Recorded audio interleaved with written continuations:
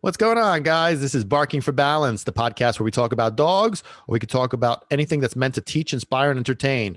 For those of you that don't know me, I am Pat the Pac-Man. I am owner and dog behavior and rehabilitation specialist for Pac-Man to the Rescue over here in northern New Jersey. What I basically do is I work with dogs. I teach people about dog psychology. I teach them how to understand and communicate dog language. Basically, my job is to train people into becoming knowledgeable dog owners, knowledgeable dog lovers, so they could achieve the goal which all of us should have as responsible and loving dog owners and dog lovers, is to have dogs that are happy, fulfilled, and well behaved. That is what my mission is. That's what I do. My goal, my passion is in making sure that dogs are happy, fulfilled, and well behaved. Not well trained, that's for the human side. That's what I do with the humans. I make sure they're well trained, and I make sure that they were well trained enough so that they can make their dogs happy, fulfilled, and well behaved. That's the bottom line. So this past week has been a little weird. Had some good cases, had some virtual sessions and some in-person sessions, and unfortunately had a little bit of a case where one of the dogs bit a child in the face. And those are always cases that really can go one of two ways. This happened to be a new client, so I was not working with them yet. They actually contacted me because this happened. I mean, there were some signs of what took place. They had worked with a couple of trainers, dog trainers, with the treats and the obedience commands and all that kind of good stuff. They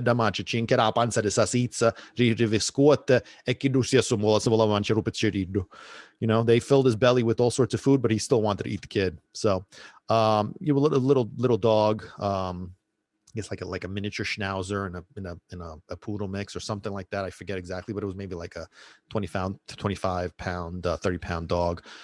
But yeah, little ones, those guys are troublemaker. Little ones give you trouble, but in these kind of cases, they're hit or miss. I mean, sometimes with my own clients who have these kind of situations that I'm already working with, and then I get a phone call, an emergency phone call because this happened. I kind of go two ways with this whole situation, because part of it, like in this particular case, this past week, this was a case that's I don't blame them, because they were looking for help, and unfortunately they were getting help in the areas that just was not helping this problem. They were getting a lot of scientific terms and a lot of, again, the treats and the obedience commands, and a lot of like just the psychology. And pareva che stavano scrivendo una lettera o sindaco. It was like there were all these complicated terms, and these people they just did not get. They just wanted to make sure that their dog was, again, happy, fulfilled, and well behaved with their baby, and it just made it very complicated. And this is the turn of events. They were just not given the right tools and the right knowledge and the right information. So they were given the wrong information that made the matter worse, and then it just capitulated to this. So but sometimes I get very frustrated with people that hire me, and then I get the phone call when something like this occurs. And unfortunately, it's because of the fact that they were not following what we had discussed. They were not doing what was necessary. And when we're talking about a dog that bites a child, these are the dogs that unfortunately get put down. And it's very, very frustrating to have to hear that. But in this kind of case, these are the kind of people that want to learn, that want to do better. That want their dog and their children and themselves and others to be safe, and they want their dog to be happy. So they clearly love their dog. They did what a lot of people do. They allow, this was a typical case where, these are new dog owners. They didn't know what to do. They relied on, Googling information. They relied on, on other dog owners, friends or family that have experience with dogs. But, like I always say, you could have all the experience in the world. I mean, there's people that I work with that have more experience than I've even been alive, but doesn't mean that they have knowledge of dogs. You know what I'm saying? Like, I've had a heart my whole life. It doesn't make me a cardiologist. And if you want, I'll prove it to you right now. I'll perform heart surgery. You know what I mean? Any volunteers want to show up? I'll do some heart surgery. I mean, how do you guys feel about that situation? Like when somebody asks you for advice, I mean, you may think, like, you guys, give advice, or especially with the case like this, do you give like suggestions? Because, I see a lot of people that just give suggestions, like even on Facebook groups, and sempre stessa cosa. So it's always the same thing, just the treats and the obedience commands, make them sit and all that, right? these are loaded guns when they're wanting to go after a person, especially a child. They're low hanging fruit. They're like face to face. That's why most kids get bitten in the face, is because they're right there. And it's very, very frustrating when the information that you give doesn't help. It actually makes matters worse. So, I would love to hear some ideas of what you guys do if somebody comes to you and asks for advice on a case like this. Do you give advice even though you have no, exact knowledge? I mean, you may have had a child, you may have had a dog, but it doesn't mean that you're in that situation. It doesn't mean that you know how to fix that problem, period. Sometimes based on the personality of the dog, those techniques do work. Sometimes those problems don't even arise because of the specific personality of the dog. But it's important to understand that you can't give advice based on a situation when you don't have the proper knowledge. Like, I would never go to, you know, the butcher and ask him for, real estate advice, unless he's like a real estate guru. I mean, if he has like, a massive amount of real estate, allora vai unito, come I'm going to go to him and say, how do I get rich with real estate? That's what I want to know. But you got to go to somebody who truly knows. And these people were actually, from this past week, these people were actually smart because they looked for help. But unfortunately, like I said, the information they got just didn't help. So they started off by doing what everybody says, use the treats. And then the trainers came in, did the same kind of stuff. So I commend them for two reasons. And I would love to hear your feedback on this as well. You know, most people in these kind of cases, they either just give rid of the dog or they put the dog down, and I don't know if you guys have had any experience. What do you guys think about that? Like, have you guys had any experience with these kind of situations? And what have you done? Do you know some people that have been in the situation? What have they done? I would love to hear what your experiences are with that. And what's your opinion? What is your opinion on if a dog bites a child? Do you try to fix it? Do you get rid of the dog? Do you put him down? Do you try and try and try like these people? I mean, I'm number three here. And they already saw a difference because, we established direction, boundaries, and limits, as opposed to just playing games with the treats and stuff. We established leadership, hierarchy of authority. That's what was missing. They were like dumbfounded. We're like, well, we thought that it was supposed to be, hugs and kisses. No, well, we're letting him know, the dog meaning, we're letting him know that he's not, getting pushed aside, that he's still getting all the attention. That's the problem. Like, he was already spoiled with attention, and people say this stuff to them, well, he probably feels, and, you know, you got to know what advice you're giving people, and so my recommendation is always, and again, you guys tell me what you feel about this. Do you give advice when you really don't know for sure, or do you just give your opinion? Because there's a difference here, giving your opinion of what they should do, or stating facts of what they should do. So, when people give their opinion of what they should do, unfortunately, this is what it creates. And it's like a 50-50 shot. Again, depending on the personality, will they go down the wrong path or will they not? It depends. So, again, you're flipping a coin on if you're flipping a coin as to what the end result will be. On the other hand, if you do the right thing right off the bat and you understand the psychology, understand the communication, and you establish direction, boundaries, and limits, then you'll never have a problem regardless of the personality. Everything will be smooth. So it's very important to have that. I mean, do you guys agree with that? Or do you want to just spoil your dog and that's it? You know, some people want to do that. They just want to spoil their dog and then they deal with the consequences. But what do you guys think about that? Tell me how you feel about establishing direction, boundaries, and limits, because at the end of the day, it's all about safety, human safety, dog safety. That's really the bottom line. And these dogs are the ones that pay. The dogs are the ones that pay the price. And have you guys ever been through this situation personally? Do you know somebody who's been through these situations, and how did they deal with it? How did you deal with it?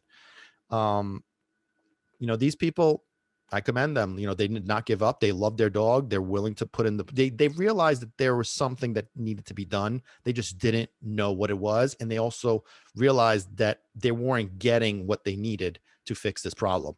So now we're on the right track. So as long as they continue to follow the protocol, as long as they continue to follow the rules, then this is going to be happy ending, for everybody. And unfortunately, like I said, I get very, very frustrated. Mi giri a testa quando un fanno zoccurico, when people just don't follow that and they go back and they revert back to their old habits, that's kind of like what you got you here. And then your child pays the price and then the dog pays the price. And it's just not a healthy situation. So, um, that's my personal opinion, because a dog child relationship could be beautiful, but we have to understand again the psychology of a dog.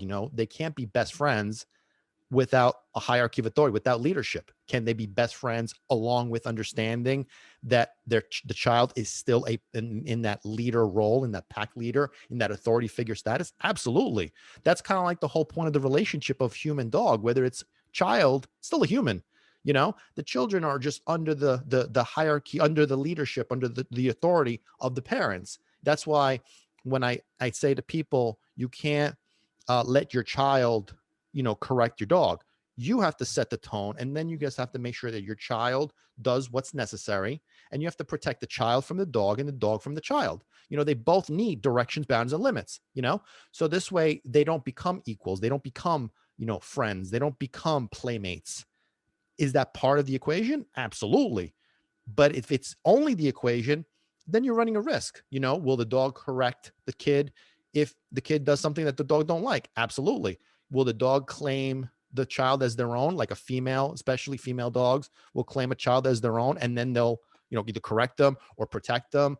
This is all part of the problem. You know what I mean? So that's our relationship too as adults, is everything in balance, everything in proportion. We want our dogs to be, our friends, but on top of that, we have to be authority figures first, then friends second. It's almost like a boss employee relationship, you know?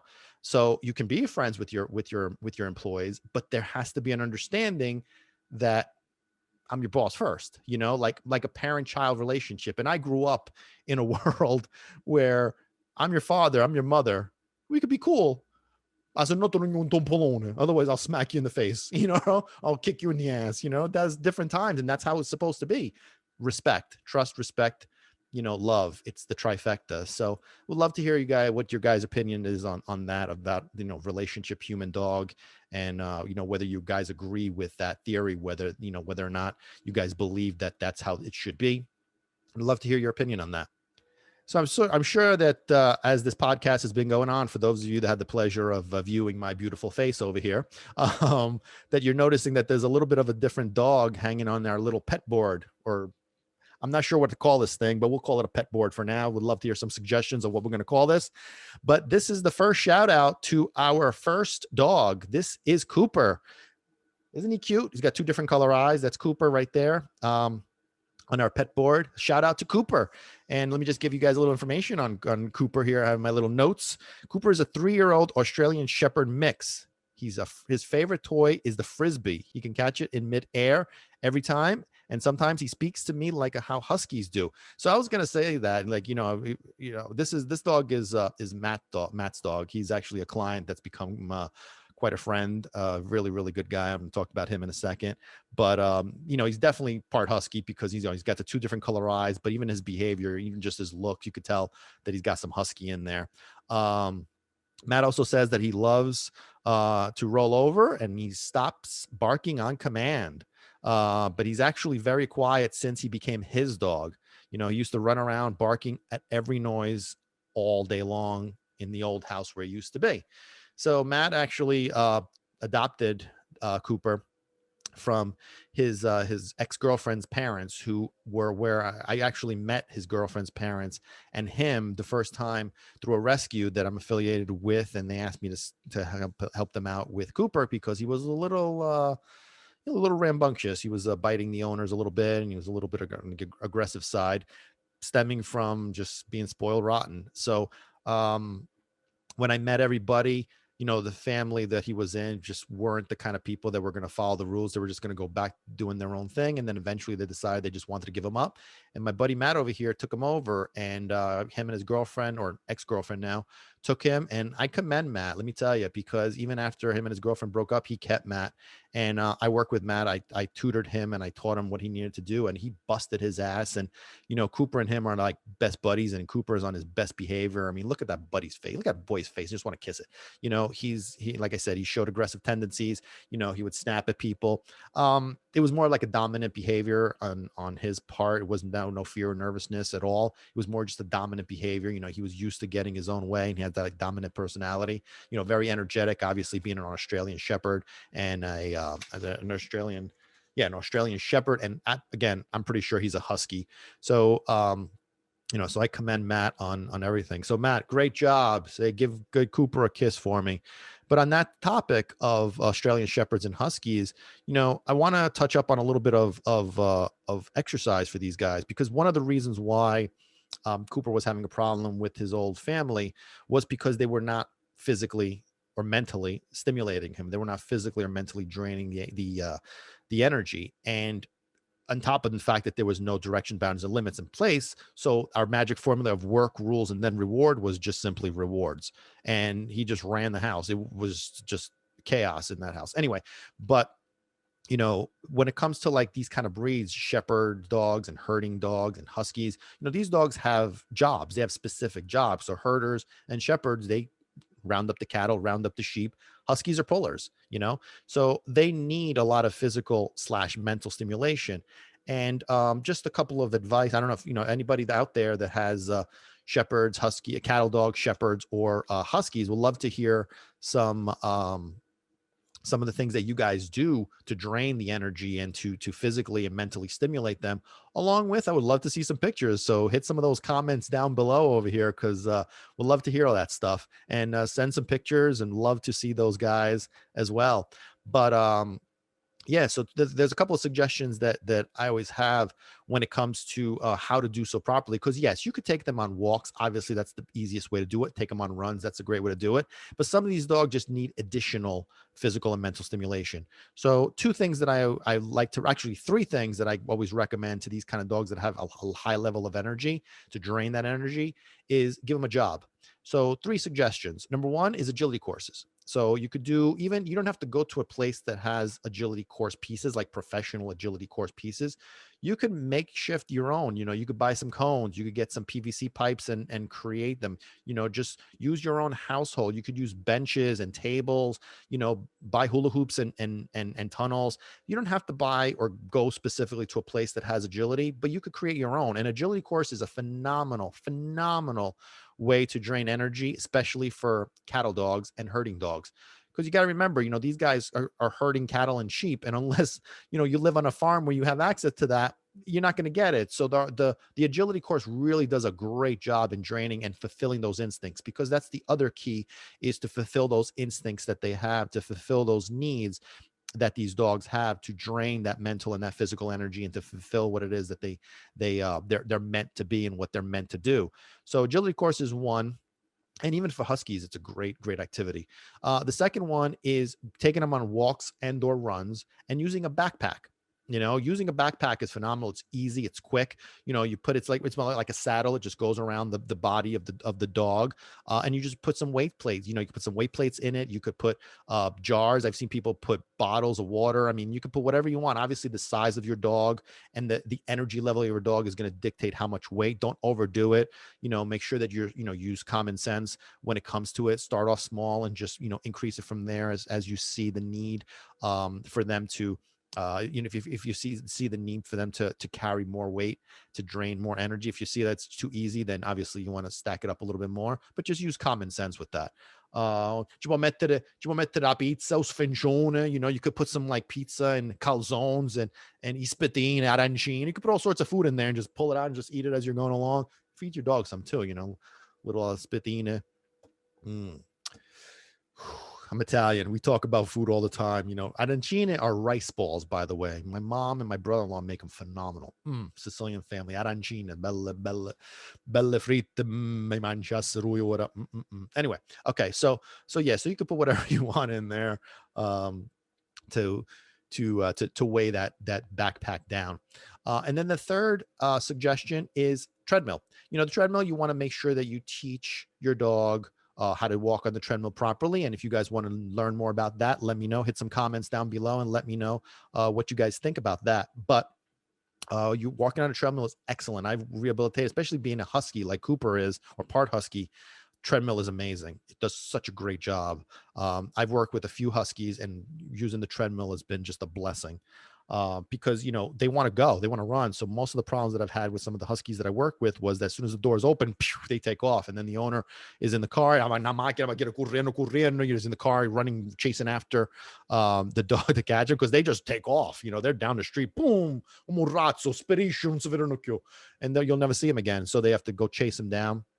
And the treadmill kind of fulfills though that those instincts, those needs to just go, and like I said, you guys want to learn more about treadmill, backpacks, or agility course, put some comments down below, let me know. Also, let me know if you guys have cattle dogs, herding dogs, and huskies. What do you guys do? Do you use any kind of like mental activities? I mean, I have a few ideas when on the mental side, but this is just a few suggestions from the physical side. But what do you guys use? Those of you guys that have huskies, cattle dogs, and herding dogs or mixes like Cooper is, what do you guys use to drain the physical energy to fulfill those needs? Are you doing anything? If you're not, there's a couple of ideas for you. Now, having a dog is a responsibility. You know what I mean? So we're talking about, like, for example, a dog that bit a child in the face, and we're talking about a dog like Cooper who had some aggressive tendencies. And when it comes to like Cooper, I believe based on what was happening, because, obviously after a while, we had lost touch, and then Matt ended up contacting me because he told me he had adopted Cooper from the family and he was working with him and he needed some help, but we had lost touch for a while. And, the talk was that they were trying to send them to the rescue again, or there was talks of even having them put down. That's why Matt stepped in and kind of, took over and took him, because he knew that Cooper was not, there was hope for him. They just weren't doing what was necessary. They weren't fulfilling his needs and not providing what Cooper needed.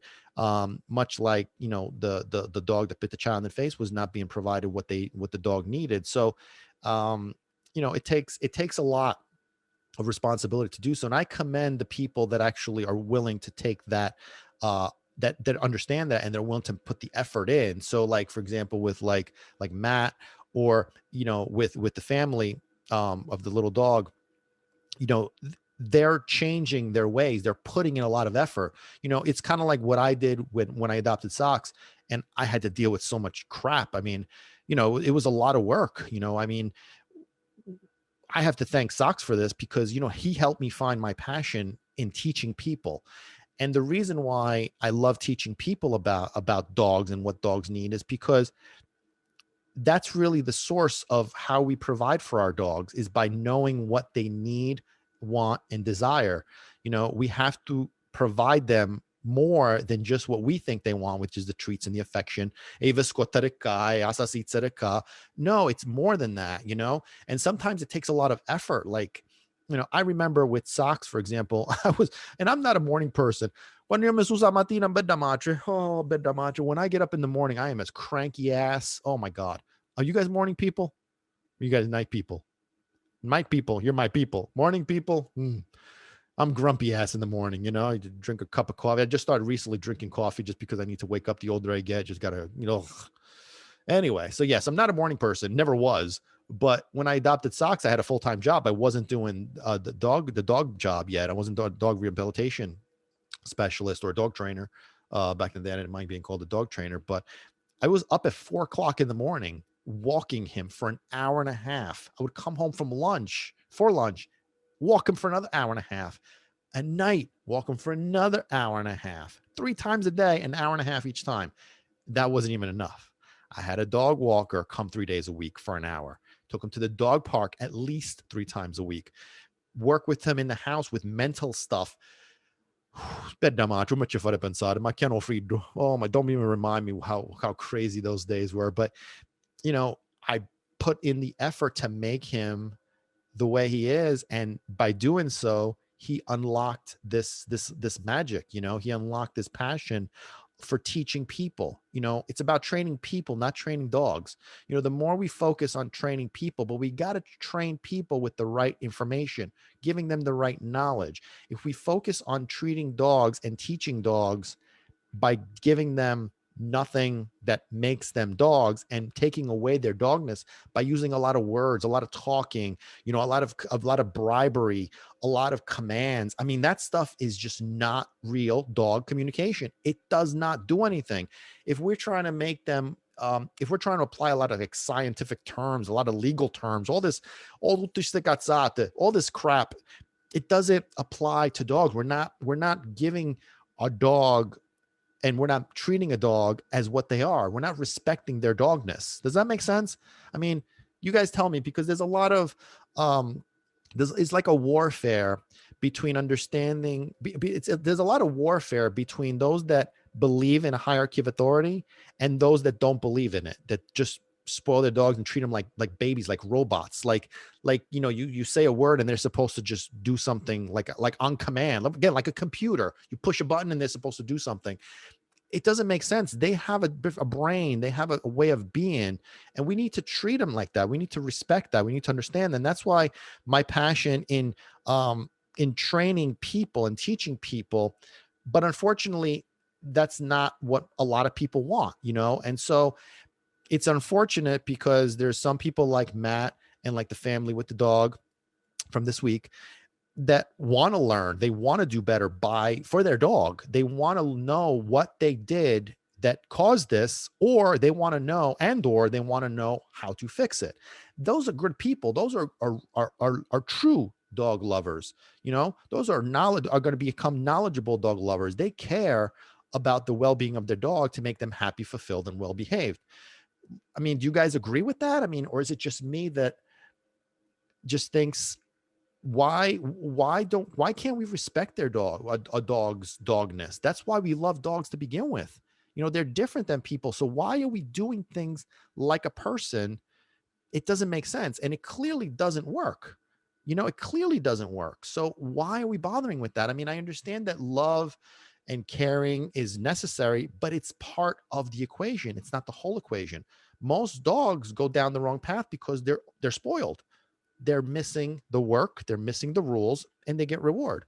So, thanks to Socks, he kind of like showed me the path. And I wasn't a dog lover. I wasn't even an animal lover. You know what I mean? I was afraid of dogs till I was 28 years old, for God's sakes. And what I love more than anything about the way I'm doing things and the way our business is run is that we focus on teaching people how to understand their dogs. It's more than teaching dogs to perform tricks. It's more than teaching dogs how to respond on command. And there's a lot of different philosophies with it. And I would love to hear you guys, your opinion. Hit them down in those comments. We could talk about them on a separate podcast.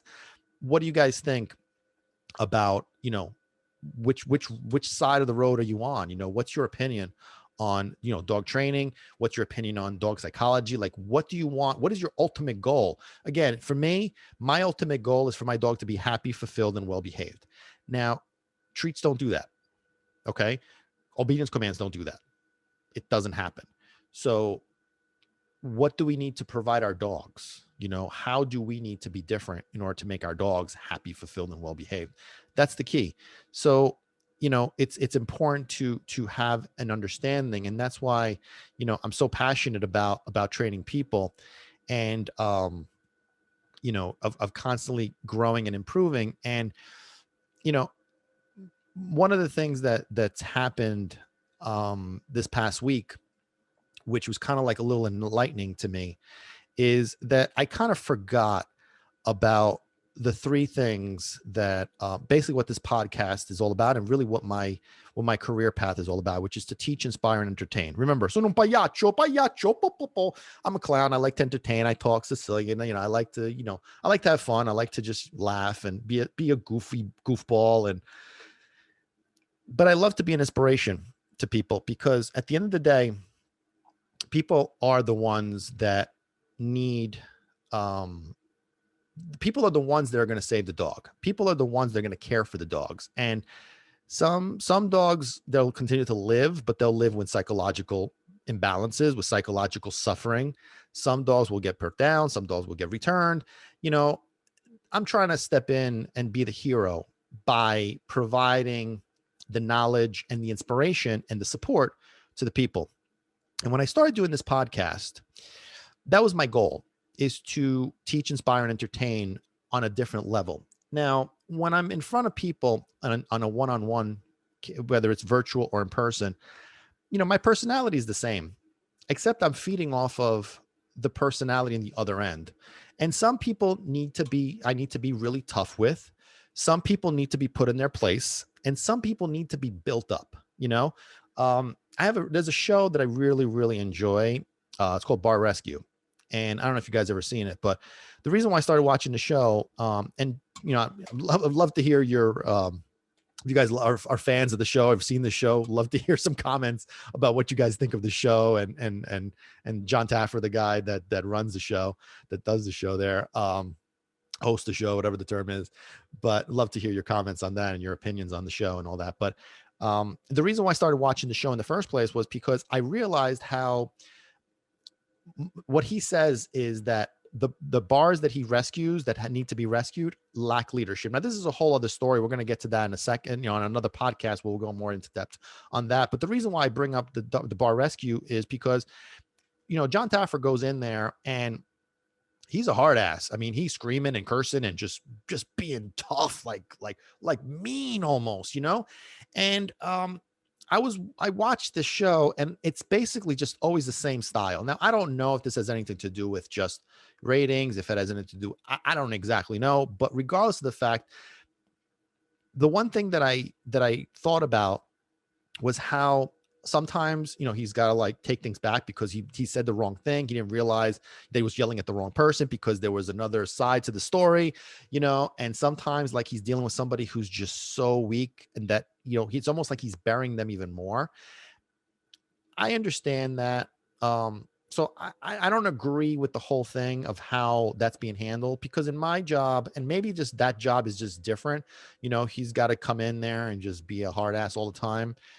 When it comes to me and working with dogs, or more than anything, it comes to working with people for their dogs, I'm an inspiration and a support system for these people. I'm a guide, I'm a role model, I'm a hero to a certain extent. But in a way, I come in to help them, right? And because, my role and what my passion is to teach people, I need to be inspiration. I need to be a support system, and and I've done this a million times, especially on a one-on-one basis, because I'll read the client that I'm in front of. And even if it's multiple, I'll see which one, has to be built up. I'll see which one has to be brought down a notch, because that's usually sometimes what happens is, let's say, like husband and wife, one's too tough, one's too weak. So we got to like balance that out. And when I was doing this podcast, I found myself being a lot more than what I want to be in general. One of my friends pointed out as she was watching the podcast, and she said, "You're not the same person when you're doing the podcasts." And I didn't really play much into it or think much about it. We talked about it a little bit, but then I went back and I started watching a few of them. And what I realized, that I was gravitating away from being an inspiration, and I was becoming more of a bully. I was becoming more the person that was beating people down, and I wasn't the one that was bringing people up. Now, I do understand where that was coming from somewhat, because I'm very passionate about this. I mean, I know that any dog can be saved, any dog can be rescued, as long as the owners are willing to put in the work and to do what's necessary. So that's one of the reasons I'm such a hard ass when it comes to getting this stuff done. Pero, John pero, but there's a but. So there's an understanding as to why I became like that. And obviously, doing a podcast where I have nobody to feed off of, it became a little bit more of a fire. So I realized how I was becoming and beating people down and just fighting them before they had an opportunity to ask for help. When somebody comes to you for help, they're either looking for guidance, support, or they're looking for you to fix their problems. or on the other side of it, they're looking for you to do the work and they don't give a rat's ass about it. So the people that I like, that I choose to work with, and most of the people that choose to work with me are the ones that like understand that that's what I do. Those are the people that understand that my job is to support them, is to build them up, right? So while doing these podcasts, I found the situation where I was just too tough. I was making fun of people. I had become, instead of being the hero, I was becoming the villain. And I was attacking more than supporting. I was bringing people down more than inspiring them. And I'm not sure why that happened, but the bottom line is that that's not going to happen anymore. It's not going to happen anymore. Um, I'm here. I'm here for a reason. And I wore my cross today, and this is my one of my crosses. It's wood, because I wanted God to be with me this today, because I kind of like went off I came off the path a little bit, and we're back on the path, to teach, inspire, and entertain. I don't want anybody to feel that they're wrong unless they are wrong. And um, what I want people to understand that there is hope. I want people to know that you can fix yourself and you can fix your dog. Basically, what I'm trying to get to with all this is to understand that my passion is in training people. And in order to train people, I have to be understanding of the fact that I'm here to build them up. I'm not here to bring them down. And I feel, and I know that that's what I was doing. You know, I'm always going to be a hard ass with this. This is my passion. I'm Sicilian. Sogno siciliano get covuce. I'm flamboyant. We're here to have fun.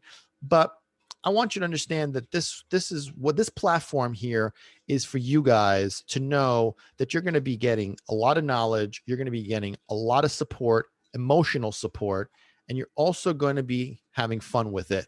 And, for those of you guys that have been following this podcast since we started in January, I want to know your opinion on it. I want to know how you feel about, how I was and how I've been becoming, what I became.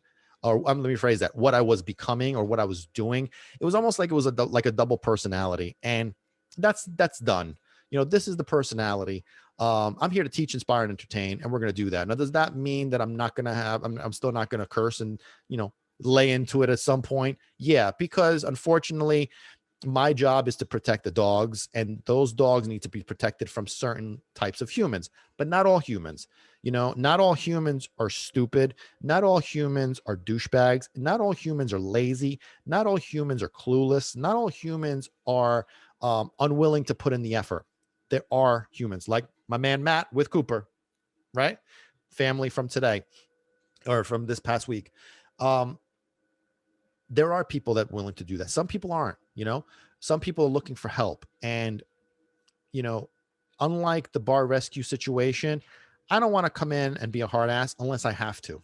I don't want to come in and intimidate anybody or demean anybody or put anybody down. You guys are dog lovers, and my job is to make you knowledgeable dog lovers. That's what my job is, and we're gonna get that done. That's gonna get done. So I want to apologize for being disrespectful to those people that are looking for help. Um, I'm a big believer in Canai, which I believe is a term coined by Tony Robbins, which is CNEI. Constant stands for constant, never ending improvement.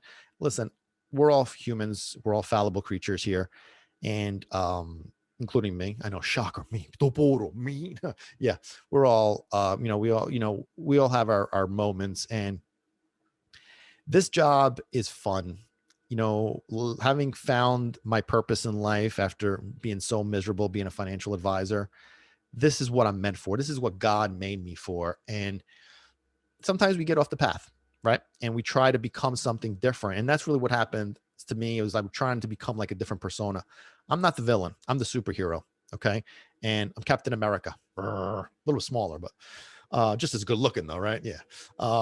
Actually, speaking of superheroes, I'd love to hear about I mean, I'm a huge Captain America guy, I mean, and the fight scene from Endgame is by far my favorite of all time.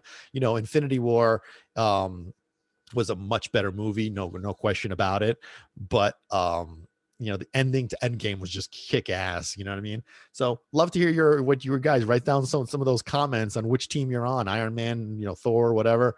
I'm a huge Captain America fan. If you guys, like Superman, Batman, that side of that's I've gravitated to the Captain America side. That's my guy. In fact, I was so upset when he's gone, but I was so happy he wasn't the one who died. But anyway, love to hear your opinions on that. And yeah, so Captain America.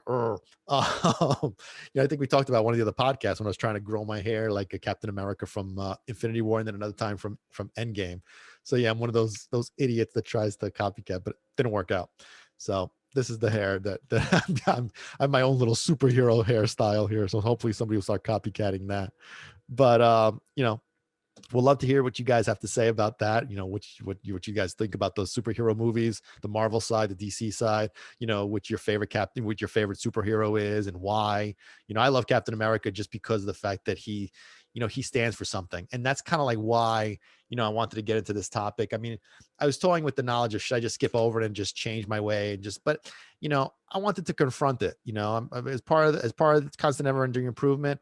I wanted to confront it. I wanted to be out in the open and honest and direct about it so that, I feel better about it. It's almost like very therapeutic, and I feel good about it.